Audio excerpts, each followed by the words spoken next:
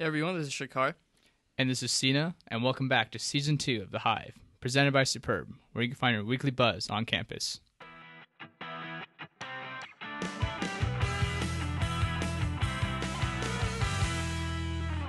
It's good to be back, man. It is. It's been a long summer. This is our first podcast back, and we're ready to just jump right into it. So, our first event on campus, as usual, sponsored by Superb, is the EAVP X Superb Vote Side Lands featuring CupcakKe with Girl Pool Friday, 4:30 p.m. on Lower Sproul. And, just to give you guys a little taste of what it's like, we gave you a little sample of what CupcakKe's all about.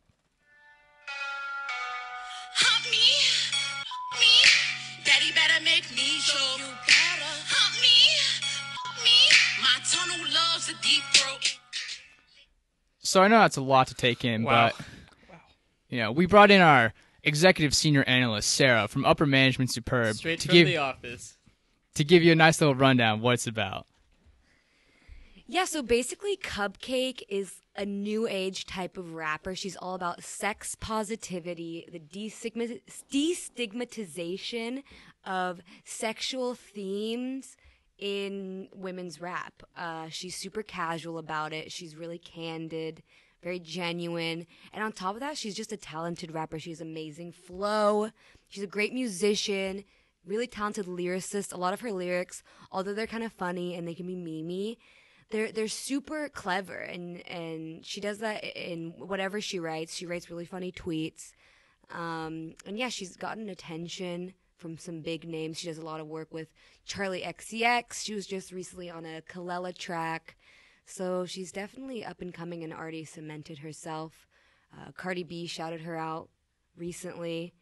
Yeah, it's going to be a good show. She actually just performed at the second best UCLA, and she fingered herself on stage. So she definitely does not disappoint. She's really giving back.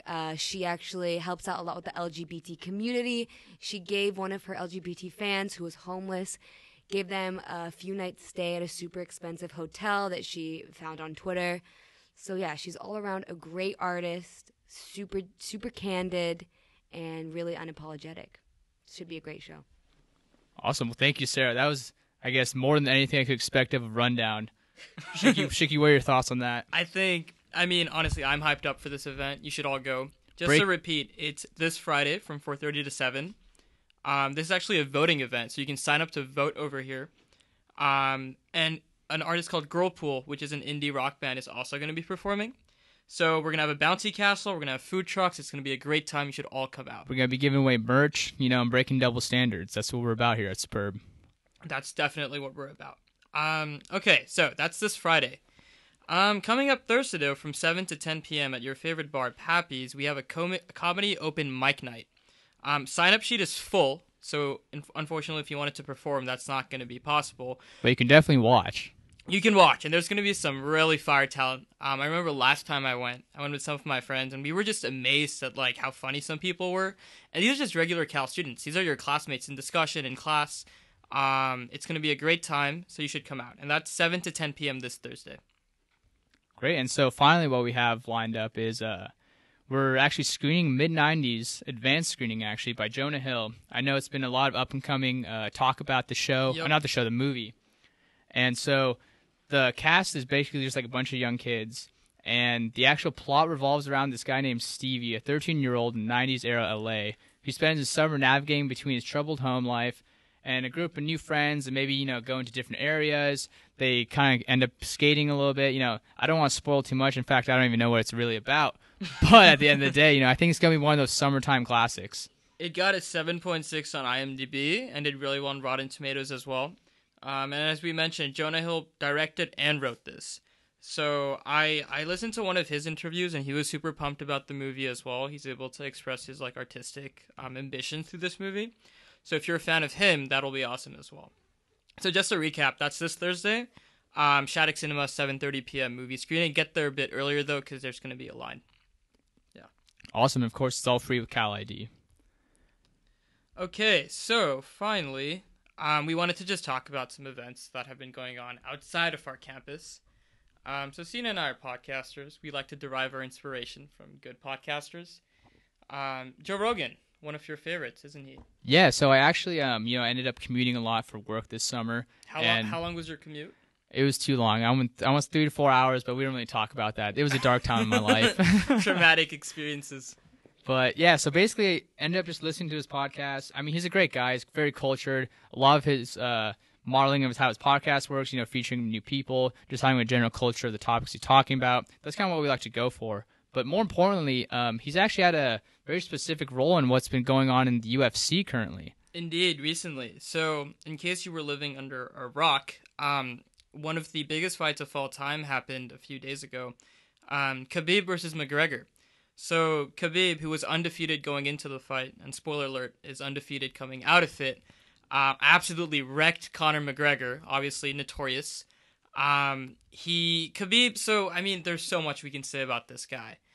When he was 9 years old, he grappled with a bear. Imagine that happening here in the States. When Animal cruelty. Animal cruelty, indeed. So after the fight, actually, we had some events going on as well in the UFC. You want to describe what happened, Seena? Yeah, sure. I mean, obviously, you took him down, tapped him out, as usual. What did you expect when you have a bear fighting a man? But post-fight, he points out one of the guys on Conor McGregor's team and just jumps at him, flying eagle, ready to just beat him up. And I mean, eventually the entire stadium blew up. The Irish, the Russians, they just came at each other. Conor McGregor even got involved. And I mean, the outcome is still indefinite. But what do you think we know of as of right now? So right now, there's a couple of things going on. Obviously, Khabib's going to be facing a ban. We don't know how long. 3 to 6 months is what's estimated. That's what Dan Hardy, CEO of the UFC, estimates. But with that said, I think Khabib also is a bit pissed off at the UFC. I mean, I would be. Yeah, right? Well, I mean, there's a couple of reasons. First, coming into the fight, some of the stuff Conor said about... Oh, it's ridiculous. His family. Religion, the president. Right? He threw that little dolly in his bus. Yeah. It was pretty nasty. So, going into the fight, Khabib was very unhappy. And then, he's also not gotten paid yet. Man needs his money, man. Right, yeah. And it's probably a lot of money. Oh, I'm sure. UFC just going through the roof nowadays. More money than your summer internship. That's what I'll estimate. I would hope so. So talks of a rematch are also going through right now. But I mean, do you think that should happen? I mean, my view is I honestly don't think Conor deserves a rematch. Really? Because last time Conor fought Nate Diaz twice, so he lost the first time. But he showed some fight in that first round. This time, though, there was no evidence to suggest that he would do anything the second time round too. What do you think? No sense of redemption, honestly, is where you're trying to get at.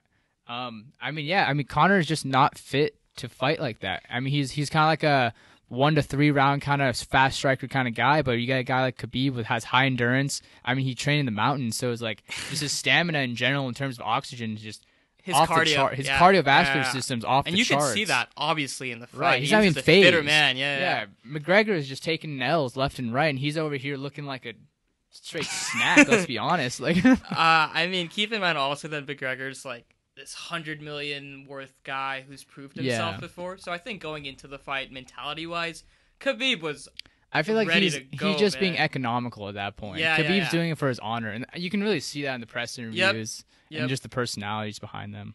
So that was that with the Khabib v. McGregor fight. Follow it on social media. Lots of information.